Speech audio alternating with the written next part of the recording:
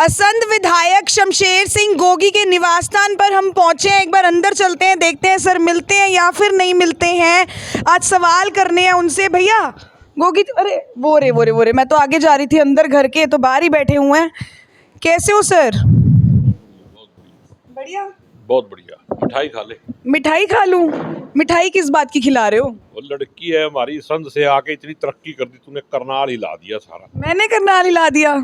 मेरे को तो लगता है लोग कहते हैं कि गोगी जी हिलाते हैं। बंद कर जाते हैं, मैं तो कहाँ हिलाता हूँ। कौन दरवाजा बंद कर देता है? खट्टर साहब। आज आपसे सवाल करने हैं, आप तो नहीं दरवाजा बंद करोगे? नहीं, वो खट्टर साहब थोड़ी हूँ मैं। अच्छा।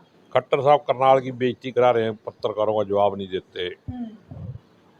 ऐसे मतलब करनाल का सीएम बना था तो हमें खुशी हुई थी भाई, करनाल का भी कुछ ऐसा ही काम होगा जिसे सिरसा, हिसार, रोहतक का हुआ।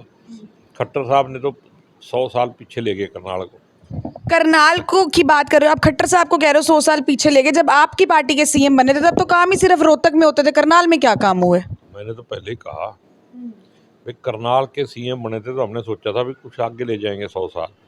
वो पीछे चले गए। मतलब आपके समय में भी? रूढ़िवादी पार्टी के आदमी। ठीक है, मैं थोड़ा कंफर्टेबल हो जाऊं, माइक थोड़ा ना दूर पड़ रहा था।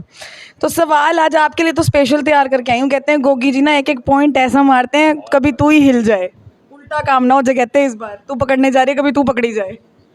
नहीं, जो भी सवाल होगा, जो जेन्युइन बात है करनी पड़ेगी। सच्चाई बोलेंगे जो बोलेंगे। क्या लगता है आपसी फूट है जो कांग्रेस में, वो कहीं ना कहीं पार्टी को हानि पहुंचा रही है? राजनीतिक माहौल बना हुआ है, आने वाले समय में चुनाव है, लेकिन आप लोग की आपसी फूट ही नहीं खत्म होती है।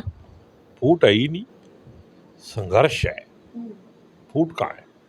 मुख्यमंत्री की एक सीट है, जो भी नेता ज़्यादा जोर लगा के मेहनत करेगा, ज़्यादा एमएलए बना के ले आएगा, आगे जाके अपना अपना भविष्य के लिए सब लड़ रहे।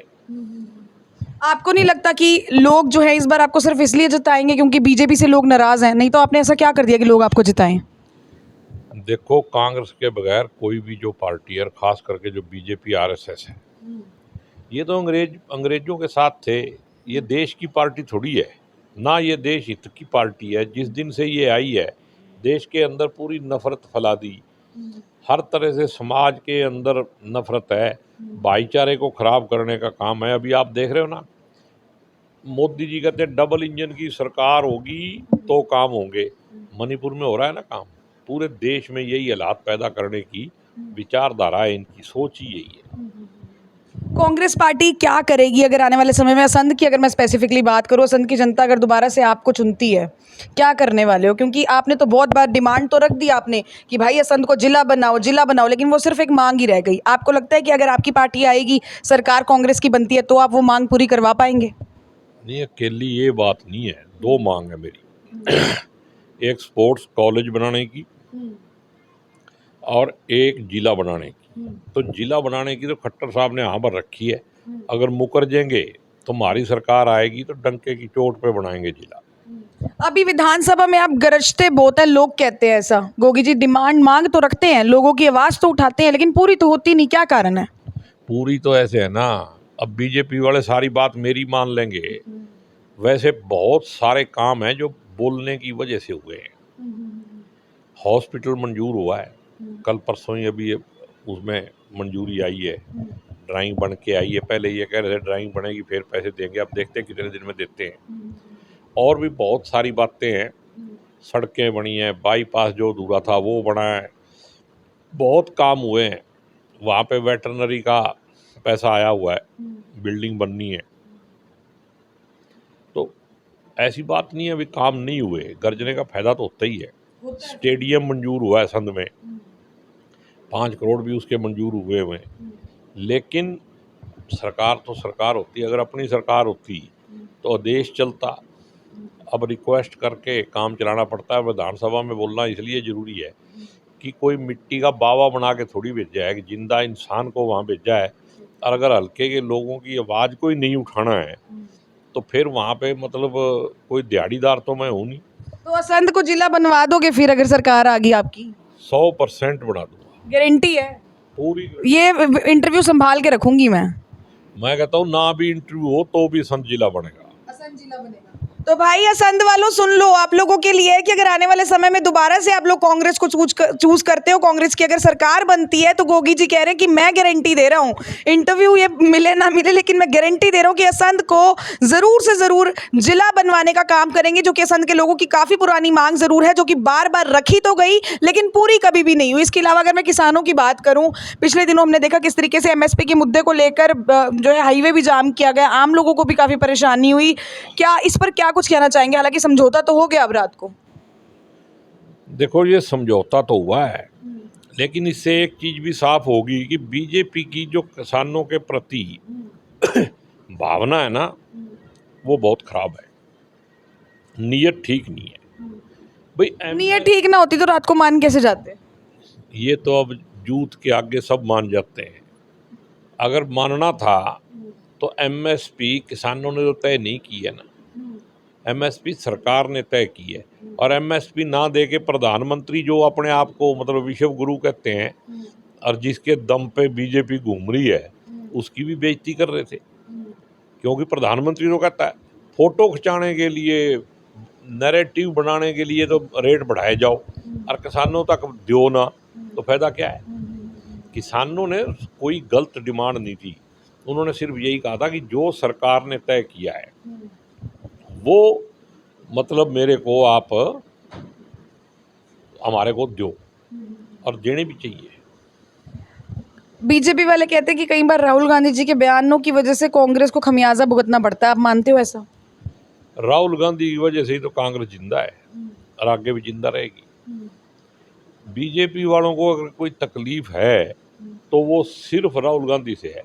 अगर राहुल गांधी के पल्ले कुछ नहीं होता तो दिन रात उसी के गुणगान क्यों करते हैं। अच्छा, जैसे आम आदमी पार्टी की अगर मैं बात करूं, उनके कुछ मुद्दे हैं कि हम शिक्षा पे काम करेंगे, हम बिजली पे काम करेंगे, ऐसे कांग्रेस क्या करेगी अगर कांग्रेस आती है तो? ऐसा कौन सा मुद्दा है जिसपे कांग्रेस ने काम नहीं किया? मुद्दे गिनवा दो, किस पे काम करोगे अगर जनता जनता आपको चुनती है? देखो, मेरे तो दो मुद्दे, एक स्पोर्ट्स कॉलेज बनवाना है, ठीक है, और दूसरा जो हेल्थ का काम है और एजुकेशन का काम है। ये दो बातें ऐसी हैं जिनकी 100% गारंटी होनी चाहिए। हर आदमी को हेल्थ की सुविधा होनी चाहिए और पढ़ने की सुविधा होनी चाहिए। अगर पढ़े लिखे बच्चे होंगे तो अपना रास्ता खुद बना लेंगे। इसके अलावा मुख्यमंत्री का चेहरा कौन है? अगर कांग्रेस पार्टी की मैं बात करूं, हरियाणा से कौन है? कांग्रेस में मुख्यमंत्री का कभी चेहरा हुआ नहीं है। आज तक मैंने हरियाणा में ऐसा कोई इलेक्शन नहीं देखा। जब चीफ मिनिस्टर होता है तो चीफ मिनिस्टर ही लीड करता है, अदरवाइज कांग्रेस इलेक्शन लड़ती है, बाद में एमएलए की राय जानती है और हाई कमांड उसका फैसला करती है। जिसको आप लोग हर बार यही बयान दे देते हो कि मतलब ऊपर से फैसला आएगा, वही चलेगा वही चलेगा। आपको भी तो पता होगा ना कि किसको, मतलब अगर आने वाले समय में, चलो हरियाणा में अगर कांग्रेस की सरकार बनती भी है, सीएम कौन होंगे? देखो, मेरे से तो अगर पूछेंगे तो मैं बता दूंगा, जब मैं दोबारा एमएलए बनूंगा जब भी तो पूछेंगे। चलो अभी बता दो आप। अभी नहीं मैं बता सकता, पहले देखें ना हमारी मेजोरिटी आएगी। ऐसे बिना मेजोरिटी के मैं आप लड़ते रहे हम, जब आएगी तो एक बनेगा कांग्रेस का पक्का। तो भाई आपसी ना फूट इतनी ज्यादा हो जाती है, कैंडिडेट्स होते हैं ज्यादा, उम्मीदवार होती है ज्यादा, आपको अपना भी कोई कॉम्पिटिटर लग रहा है संघ से कि नहीं इस बार टिकट फिर से आपकी है? कोई आपको दिखाई देता है?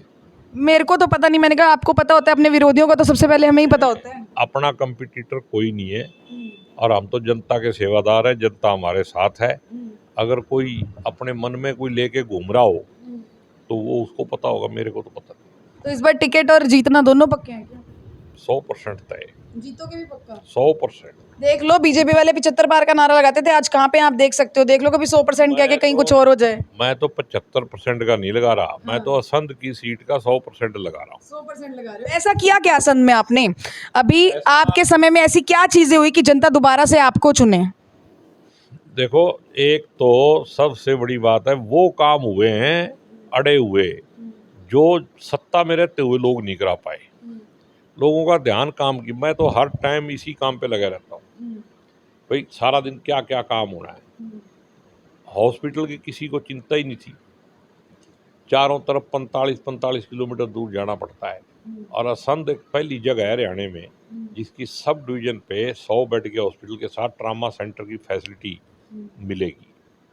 और भी बहुत सारे काम हुए हैं और उसके साथ जो जनता से मैंने रिश्ता बनाया है प्यार का, और 24 घंटे उपलब्ध रहता हूँ। कभी भी कोई फ़ोन करे, कभी भी कोई बात करे। काम तो जितना मेरे बस का है उतना करता हूँ, लेकिन मैं लोगों की तरह झूठ की दुकान नहीं चलाता। किस पे निशाना साध रहे हो? झूठ की दुकान कौन चला रहा है? बीजेपी वाले कैसे चला रहे हैं? वो बिना मतलब ही कभी कभी कुछ कह देंगे, कभी कुछ कह देंगे। हमने किया, अरे किया होता तो फिर दिखाई देना चाहिए था। इतने लाखों करोड़ों के प्रोजेक्ट्स बीजेपी वालों ने लेकर आए, सड़कें बन गई। आपके टाइम में तो सिर्फ पर्ची और खर्ची चलती थी। पता नहीं, देखो हमारे टाइम में तो, हमारा टाइम तो 2019 में आया, और 2019 के बाद और 2019 से पहले कोई गोगी के मैं बारे। आपकी सरकार की बात कर रही हूँ। मैं सरकार में था ही नहीं, मैं कैसे बोलूं? जो सरकार में थे उनसे पूछो ना। मैं था नहीं सरकार में, लेकिन बिना सरकार के भी मैं जब से राजनीतिक जीवन में हूँ, कोई आदमी उंगली उठा दे मेरे ऊपर तो मैं जो कहेगा वो करने को तैयार हूँ। क्या लगता है भ्रष्टाचार की अगर मैं बात करूँ, बीजेपी के समय में ज़्यादा थे या कांग्रेस के समय में ज़्यादा? कांग्रेस के समय में था कि नहीं था, लेकिन एक बात तय है कि बीजेपी के समय पे भ्रष्टाचार नहीं है, भ्रष्टाचार में कुछ थोड़ा बहुत बचा हुआ। तभी तो आप लोगों के समय, इनके समय में मैं बता दूं भाई, कांग्रेस के समय में पकड़े जाते थे लाइनमैन जो होते हैं ना, उस लेवल के लोग जो है भ्रष्टाचार करते पकड़े जाते थे, कोई अधिकारी नहीं। आज देख लो, तहसीलदार से लेके डीटीपी से लेके हर कोई रिश्वतखोर जो है उसको विजिलेंस की टीम पकड़ती है। इसका मतलब बीजेपी वाले अच्छे से, मतलब जो लोग भ्रष्टाचार फैला रहे हैं उनको पकड़ रहे हैं। आपके टाइम में तो कुछ ऐसा था ही नहीं। देखो, बीजेपी वाले खुद ही भ्रष्टाचार करते हैं तो खुद ही पकड़े जाएंगे। आपने कभी सोचा था भी एचपीएससी के दफ्तर से पैसे पकड़े जाएंगे? आपने कभी सोचा था यहाँ डीटीपी के घर से डीसी की छत्र छाया में जो काम होया, तहसीलदार वाला केस, आपने कभी सोचा था डीसी ऑफिस से ही चोरी हो जाएगी? ये बीजेपी में मोदी है तो मुमकिन है, ये बीजेपी का नारा है ना। सरकार, कांग्रेस वाले कहते हैं कि मुख्यमंत्री जो है ना एक बड़े साफ छवि के नेता हैं, लेकिन जो नीचे लोग हैं वो काम खराब करती है। क्या आप भी ऐसा मानते हो? देखो, मैं ये तो नहीं कह सकता, व्यक्तिगत कमेंट मैं नहीं करता, लेकिन अगर मुख्यमंत्री जी ईमानदार होते तो ये बीजेपी के बड़े बड़े 5 स्टार दफ्तर, आरएसएस का इतना बड़ा दफ्तर। तो मतलब कांग्रेस आएगी तो दफ्तर नहीं बनाओगे क्या? नहीं, दफ्तर तो बनाएंगे, पर इतनी करप्शन जो है, ये इन्होंने तो ये हो रहा है अभी, जैसे आगे तो इन्होंने आना ही नहीं राज में। तो मतलब दिल में कुछ और है गोगी जी के, करण कमल बन गया इसलिए क्या? मेरे दिल में कुछ नहीं होता, मैं तो सारी जिंदगी ऐसे ही फकीरों की तरह निकाल दी। लेकिन ये बात ठीक है कि कांग्रेस के जो लोग सत्ता में रहे उन्होंने दफ्तर नहीं बनाए, इस बात का मुझे रंज है।